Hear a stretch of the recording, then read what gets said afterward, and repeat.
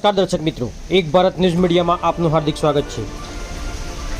વાત્સલ્ય gynaec hospital પાસે વરસાદને કારણે કાદવ કીચડ થવાથી સગર્ભા મહિલા દર્દીઓને પડતી મુશ્કેલી। ઉપલેટામાં વરસાદને લીધે વોર્ડ નંબર 3માં આવેલી વાત્સલ્ય ગાયનેક હોસ્પિટલના મુખ્ય માર્ગ અને આજુબાજુના વિસ્તારમાં કાદવ કીચડનું સામ્રાજ્ય થઈ ગયું હતું।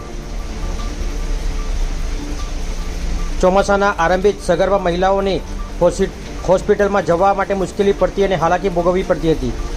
આ બાબતની જાણ ડૉક્ટર પ્રતિક ભાલોડિયા દ્વારા સદસ્ય મહેશભાઈ સુવાને કરાતા હોસ્પિટલ જેવા સંવેદનશીલ વિસ્તારમાં સફાઈ અને યોગ્ય રસ્તાની વ્યવસ્થા ખૂબ જ અનિવાર્ય છે, ત્યારે તાત્કાલિક આ કાદવ કીચડને દૂર કરાવી યોગ્ય રીતે મેટલ પથરાવી જેસીબી દ્વારા લેવલ કરવામાં આવ્યું। ત્યારે રાજકોટ જિલ્લા ભાજપ ઉપપ્રમુખ જયેશભાઈ ત્રિવેદી, નગરપાલિકાના સદસ્ય મયુરભાઈ વાઘેલા તથા ચેતનભાઈ કાલરિયા હાજર રહ્યા હતા। આ પ્રશ્નનો કાયમી ઉકેલ થવાથી ડૉક્ટરશ્રી તથા દર્દીઓને અને રહેવાસીઓએ ખૂબ ખૂબ આભાર વ્યક્ત કર્યો હતો। પત્રકાર નીલમ બોલુ રાઠોડ, ઉપલેટા।